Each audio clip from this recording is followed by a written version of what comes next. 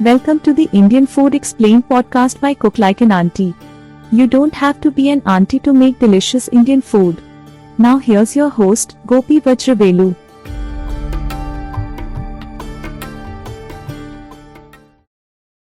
Hi everyone, welcome to the Cook Like an Auntie podcast. Today's guest is Chef Keith Sarasin. He's an American chef who's dove deep into learning Indian food from Aunties and Indian Chefs. He's also the co-host of the More Than Masala podcast and has a YouTube channel fittingly named Keith Sarasin, where he cooks Indian food and travels around India. Welcome, Keith, and thanks for joining us.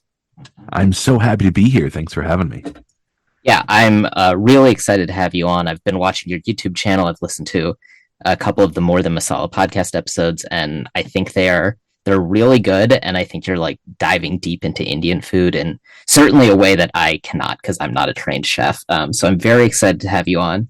And first, I want to know, how did you get interested in Indian food? Yeah, so kind of a crazy story. I grew up really picky eater, and I feel like all Western people, we were raised with chicken nuggets and mac and cheese. And I had a friend, and his family had an Indian restaurant, and I would go over there and we'd play computer games, and he'd always be like, "Oh, try this dish, try this dish." And I think I had a lot of those preconceived notions that come with being a Westerner of like, "Oh, this is going to be spicy," or "This doesn't look like what I grew up on." And so I was a little shy and timid. So one day we were playing a game and he's like, "If I beat you, you have to try Indian food." And I always say it's the best bet I ever lost. The next day I had a go-in dish, chicken vindaloo, and man, my first bite of vindaloo was a lot like Neo when he saw the Matrix. I just felt like this entire world opened up to me, and it sent me down this huge path of wanting to figure out how is something this delicious and complex and craveable, not just delicious, but like craveable. So the next day he's like, "I got to get some spices for the shop. You want to go?" So we went to a small little spice store in a place called Nashua, New Hampshire. And at the back of the store was a small little auntie named Indra. And I knew nothing. I walked in there and she must have saw that I looked like a deer in the headlights. And she said, "Do you want to try something?" And I said, "Sure." And out came this vegetable dish, which now I know is utmarava. And so when I had it, it was the same experience. It was like this incredible love and soul was put into this cuisine. And that set me on this huge tailspin of trying to work with Indira for the better part of 6 years. And how did that go? Did you ever end up getting to work with her? Yeah, so I basically badgered in for about 3 months straight. I would come in there every day and I'd be like, "Hey, I'm going to try to make this and teach me how to cook." And she would always say, "No, no, no, no." So finally one day her website went down and she needed some help. And she's like, "Can you fix this?" And I was like, "Absolutely." I had no idea. I just outsourced it to a friend just to get the chance to cook with her. And we were able to cook together. She taught me a couple of things. But in the beginning, it was a lot like, she would say, "I want you to chop this onion." And then she'd say, "No, no, no, no, you're chopping the onion wrong." And I'd be like, "Well, like, how do you chop it?" And washing rice was another one. She would tell me to make rice and I would, wash it once and then throw it on the stove. And she's like, no, no, no, no. So I would get kicked out of her kitchen quite a bit. It was a lot like a Mr. Miyagi relationship, if I'm being honest. But that led to this deep reverence and love for the cuisine where I started learning names in Hindi, and I wanted to show her that, this mattered a lot to me. So, jira, or cumin became jira and, things like this. And so we worked together off and on for about 6 years. I got to cater some weddings with her. And it was really my first moment into seeing what, the power that aunties have in a kitchen. And roughly how old were you? Like, were you already a trained chef and now you were like kind of learning the Indian food, or was this before you had even like started cooking professionally? So I think, I always say, people ask me what's the difference between a chef and a cook, and experience in leading a kitchen. At that time, I was very much still a cook rather than a chef. I was in my, mid 20s at that point, or early 20s. And that made a big difference on kind of when I met Indira. And it wasn't until the last like 16 years or so that I really developed a deeper passion for it as I started to move forward. Awesome. So as we're recording this, your YouTube channel has been coming out with a lot of videos about like you traveling to Mumbai and around India and like sharing the food you've had and the people you've met. For the first time you went to India, what were some of the things that surprised you? I love that question. India, I read this article right before I left, and it says, "You don't visit India, India visits you." And I think from the moment you get off the plane, you know that you're in a different place, in a place that's special. The sheer amount of people in comparison to the United States is overwhelming at first. Being in just a auto rickshaw, driving getting driven to the apartment for the first time. We decided, my sous chef and I, we decided we weren't going to stay in any hotel. We were staying in an apartment. You feel like you're going to die in an auto rickshaw in the beginning. You're looking at traffic and it's going in and out. And I think the first lesson that India teaches you, and I'm actually writing an article about this now. The first lesson India teaches you is to surrender. It's that your preconceived notions, the way that you live your life, it doesn't really matter right now. What matters is being present and surrendering. And I think that was one of the biggest lessons I learned right off the bat. I say that, Mumbai might not be for everyone. It certainly was for me. I loved it. I fell in love with Mumbai on this visceral level of the sights, the sounds, the chaos that became beauty during the course of the 2 weeks that I was there. But more than anything, it's the spirit of the people, like jugaad, right? Like, it's just like this. Jugaad is this Hindi word that just kind of means like you figure it out, you get it done. And I think that to me was one of the most profound lessons. I deeply, deeply fell in love with India on that trip. I love watching your YouTube videos. I hope the listeners check that out. It's really nice to like see the restaurants you're going to and also just like walking around the street stalls. Very interesting. What are some of the differences you found between Indian food in the US versus Indian food in India? Indian food in the United States consistently tries to apologize for being Indian food.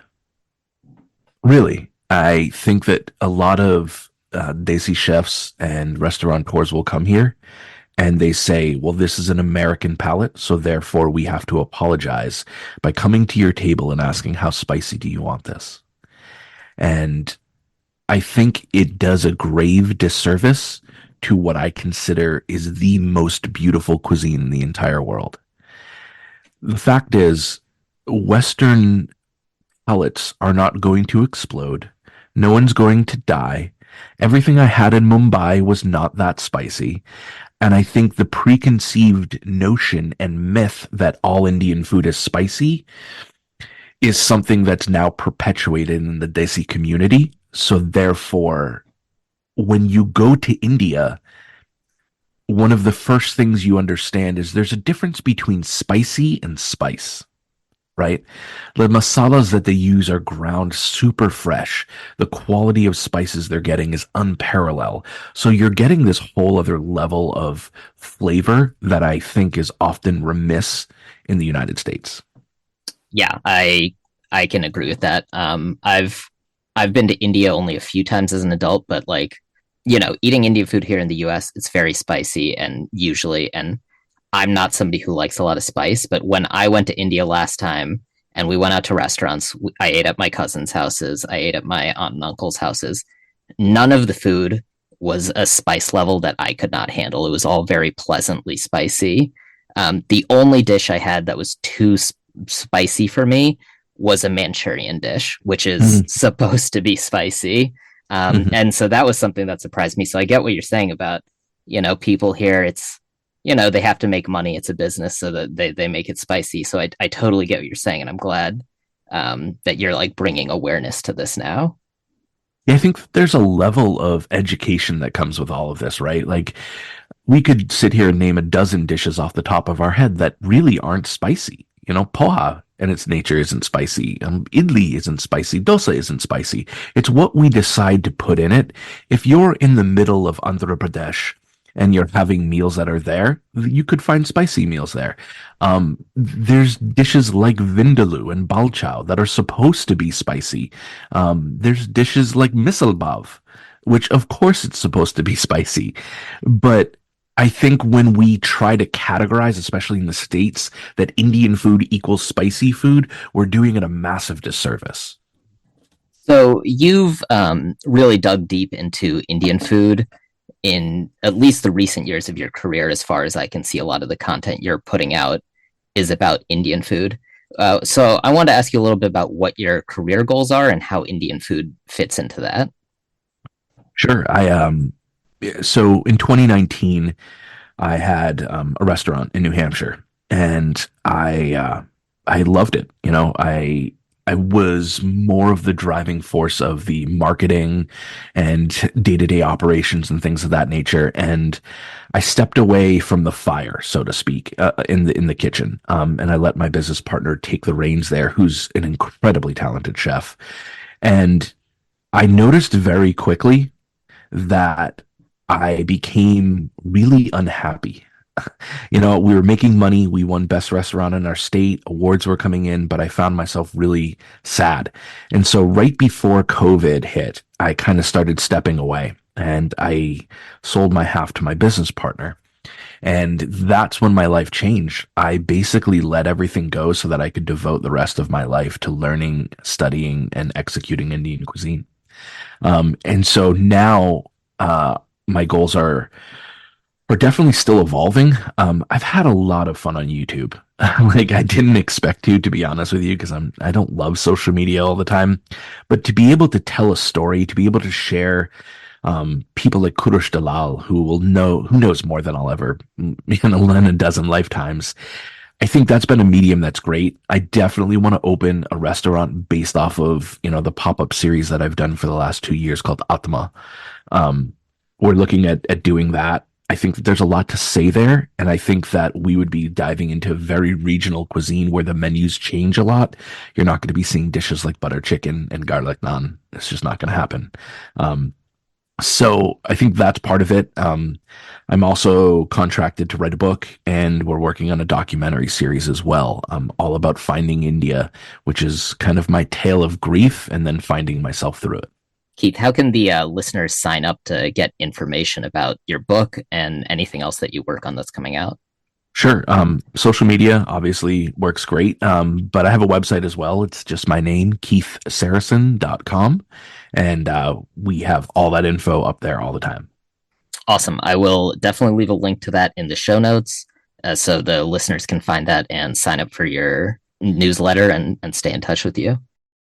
Before we go, I wanted to get your thoughts on, for someone who is used to cooking Western food, how would you recommend that they start cooking Indian food at home? Yeah, so I think the first thing is go to an Indian grocery store. The staff there are always so wonderful. I think it's the best way to start is by getting the tools that you need. So you're going to need things like turmeric and coriander and cumin and some things like that. Like we always say masala dabbas, right? Like you have those. But getting the tools you need and then finding just a simple, humble recipe. Aloo matar is a really simple way to start. Get those things, do it, and most of all, have fun. Food is about evolution, but food is also about sharing and caring. And the best food we have is cooked with love. So make it with love. All right. It's really good advice, Chef Keith. I want to thank you for joining us. Once again, I'll put links to Keith's social media and his website in the show notes. If you enjoyed this podcast, please subscribe on your favorite podcast player. And most importantly, share it with an American-born Desi in your life. You don't have to be an auntie to make delicious Indian food. Help us keep our culture for future generations. Thanks so much for joining us today, Keith. It's a pleasure. Thank you. Thanks for listening to the Indian Food Explained podcast by Cook Like an Auntie.